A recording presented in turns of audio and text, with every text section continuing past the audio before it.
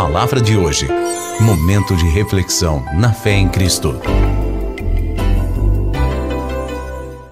Glória a Jesus, estamos aqui, palavra de hoje. Como é bom ter esse encontro marcado com você, não é? Em nome de Jesus. E você, claro, é muito bem-vindo em nossas reuniões aqui na Fé em Cristo. Às quartas, sempre uma série de mensagens para abençoar a sua vida, às 19h30. Aos domingos tem a escola bíblica, a escola de crescimento, não é? Ali às 9 da manhã, às 10 o culto pastoral, uma palavra de Deus pastoral para o corpo de Cristo. E às 19, o culto de celebração, aleluia. Mas se você não pode estar com a gente, esteja pelo aplicativo. Todas as noites, 22h30, você tem ali a palavra de Deus ministrada na igreja, ela é gravada e depois postada ali no aplicativo, sempre 10h30 da noite, uma ministração para você. É só você baixar o aplicativo. Você que me ouve pelo YouTube, entre agora na Play Store aí do seu smartphone, digite Fé em Cristo, só isso, separado, não é, ali com os devidos espaços.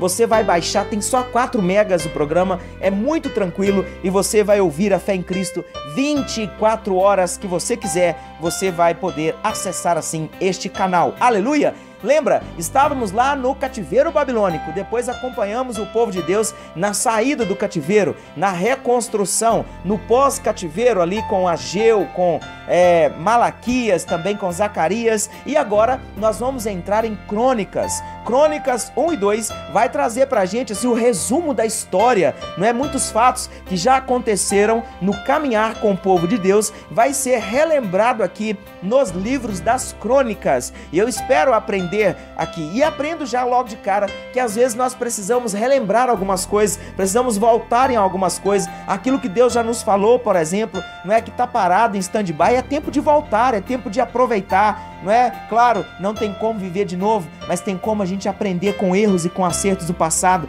para que a gente viva o presente e seja direcionado para o futuro. Então vamos fazer isso, né, lendo nesses dias os livros de Crônicas. Depois a gente vai entrar ali nos 4 evangelhos, depois passaremos as cartas paulinas, chegaremos ali em Hebreus, as cartas de Pedro, de João, né? Claro, e seguiremos para Apocalipse, fechando também este ano, o ano da conquista. Jabes invocou o Deus de Israel, dizendo: ó, tomara que me abençoes e me alargues as fronteiras, que seja comigo a tua mão, que me preserves do mal, de modo que não me sobrevenha aflição. E Deus lhe concedeu o que lhe tinha pedido. Está em 1 Crônicas 4:10, está aí o segredo de uma vida vitoriosa: despertar o coração em buscar a Deus de forma objetiva, como fez Jabes, como nenhum outro, sem se conformar com o estado atual, mas crendo que o Senhor pode transformar. Você crê nessa verdade?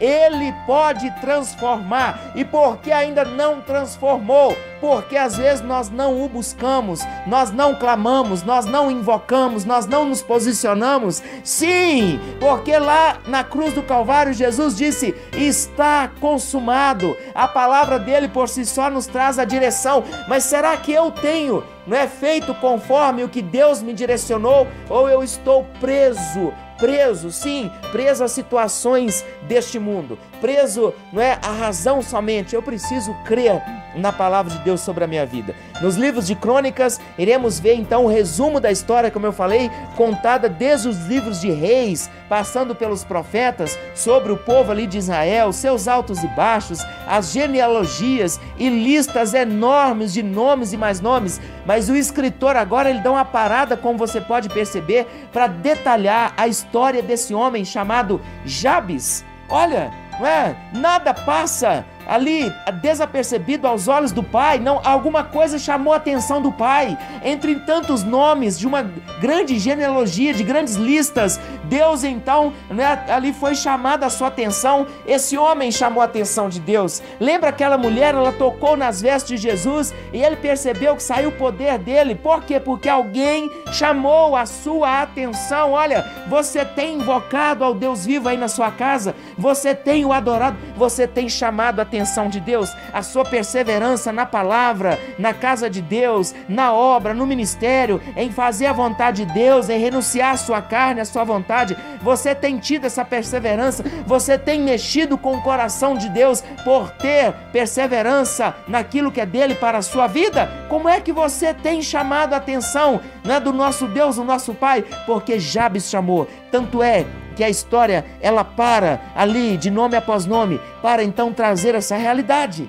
No versículo anterior, nós lemos o 10, no verso 9 do capítulo 4, não é, aqui diz que no parto sua mãe sentiu muitas dores, a mãe de Jabes, e por isso escolheu esse nome, Jabes, fazendo uma referência ao sofrimento. Significa o que causa sofrimento, mas ao mesmo tempo declarando também sobre o filho uma história de dor. Sabe o que ele fez? Ele invocou ao Deus Todo-Poderoso e clamou para que sua vida fosse transformada, de forma que seria anulada toda a sentença de dor e sofrimento sobre os seus dias. O que acontece é que a pessoa, ela vive uma situação, ela vive num contexto, não é? E neste contexto, ela não para invocar, para clamar o Deus vivo, ela não para. Ela sim, para reclamar, ela para murmurar, ela para desistir, como as pessoas desistem da caminhada na fé, desistem, mas não, ele não chamou para isso, ele chamou você para que você desperte e o procure, deixa com ele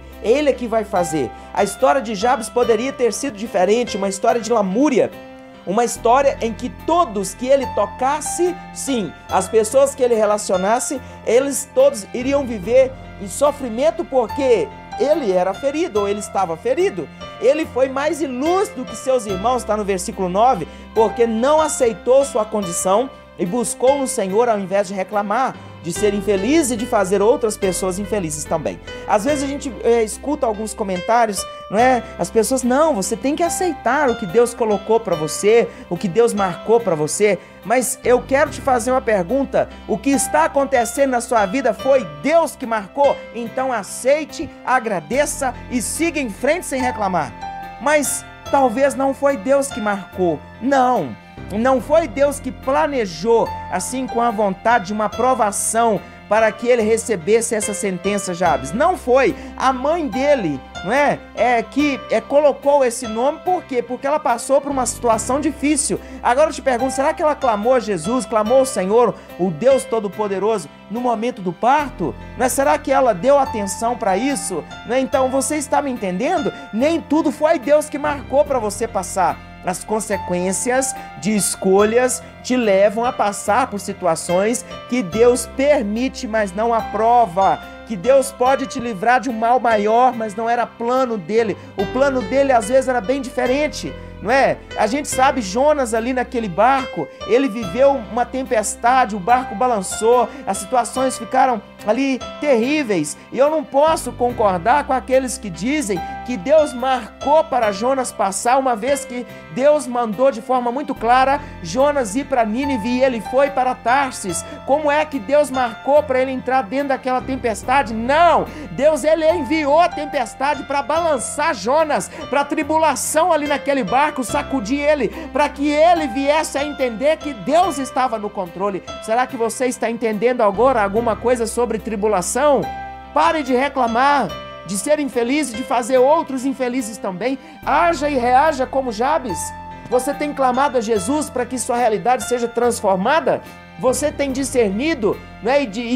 Tendo tido ali discernimento sobre a origem dessa situação? O porquê de tantas coisas não darem certo na sua vida? Não reclame de Deus, mas procure discernir o que está acontecendo para que você clame. Às vezes tem que ter arrependimento, não é só clamar Jesus. Às vezes tem que ter mudança de vida, às vezes tem que esperar um processo, às vezes tem que estar submisso a alguém. Vai continuar assim ou vai invocar o nome do Senhor?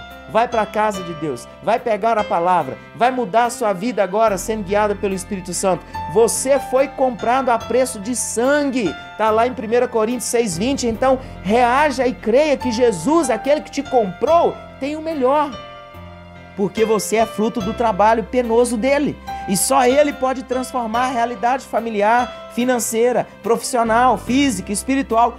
Clame e obedeça a direção dele para que tudo te vá bem. Também não adianta você clamar ou pedir alguém para orar para você se você não quer seguir a direção que ele te deu.